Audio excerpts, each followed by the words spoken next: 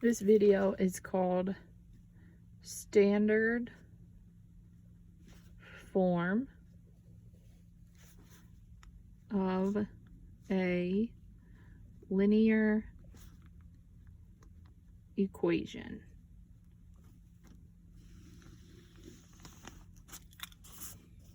At this point, you've learned 2 different formulas for linear equations already.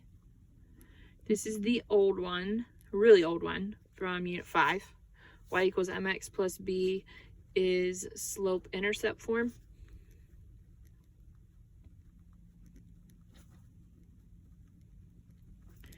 And y minus y1 equals m times x minus x1 is point slope form.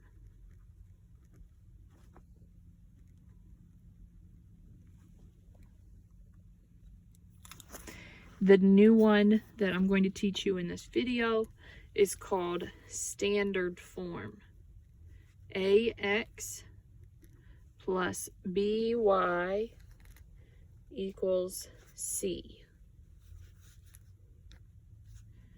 That is standard form, which is what this video is about. So I'm going to circle this one to emphasize that this is the one that we're focusing on here. In this formula, x and y are the normal x and y variables. A, B, and C, I'm going to write are random numbers.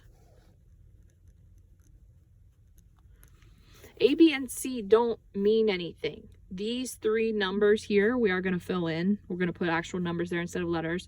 Don't mean anything. They're not a slope.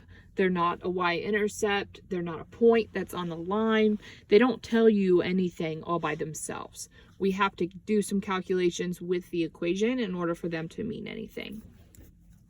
The really important thing that you know from standard form is how to find the x and y intercepts. That's when this formula is the most useful. So the first thing that we're going to do is find the x intercept.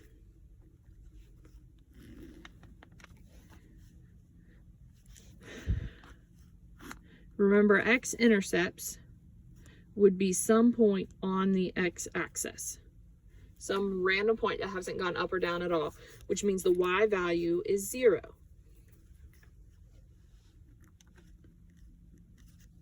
So instead of the y, you would put a 0 in the y spot.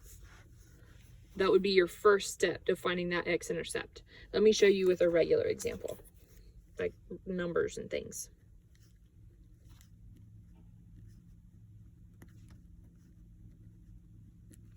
So if this was your equation, you would put a 0 in the y spot for step 1. So I'm going to put, let's write step 1. 2x plus 6 times 0 equals negative 24. Step 2 is doing that. 6 times 0 is 0. 2x plus 0 equals negative 24.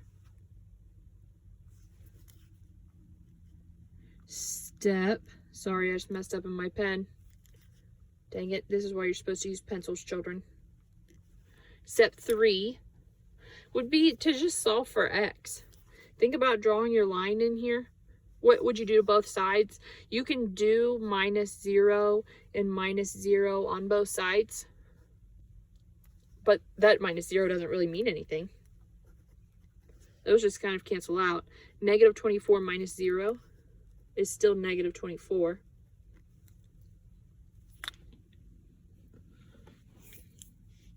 And then I just need you to finish solving that. You divide by 2 on both sides. So x equals negative 12. So the answer, or the x-intercept, negative 12 is the x value that we got. So negative 12 goes in the x spot. And remember back here, we put a 0 in the y spot. So the x-intercept would be at negative 12, 0. To find the y-intercept, I'm going to write it right next to it, because it's going to be very similar. To find a y-intercept, we need to put a 0 in the x spot instead of in the y spot. So I'm going to put a times 0 plus by equals c. Which means for this same equation that I'm writing right here, I'm just copying it.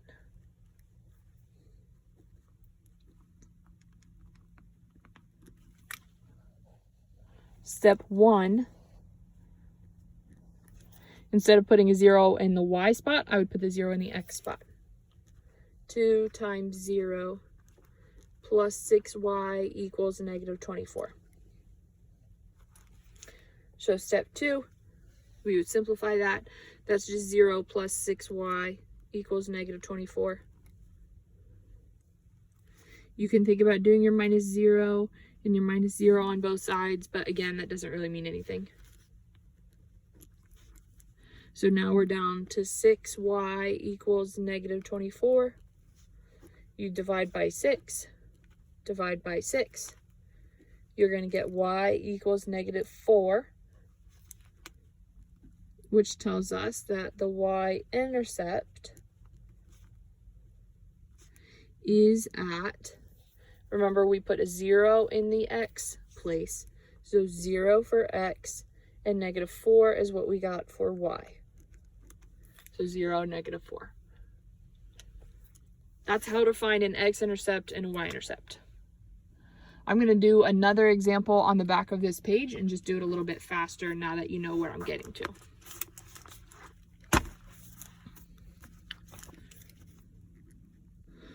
So I'm just writing another example.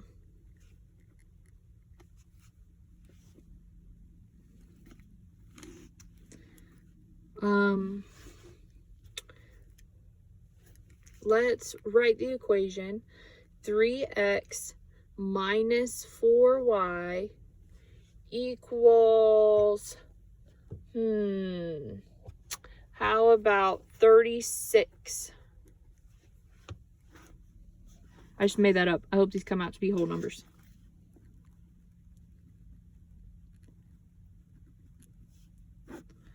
X-intercept is over here on the left.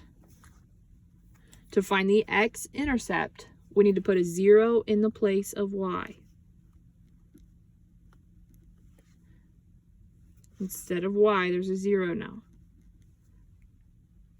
Which means we have 3x minus 0 equals 36.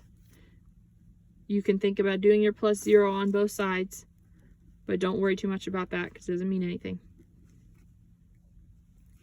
And then divide by 3, divide by 3. X equals 36 divided by 3 is 12. So the x-intercept is at 12, 0. Remember, this is the x-intercept is what I'm writing here. To do the y-intercept for this equation,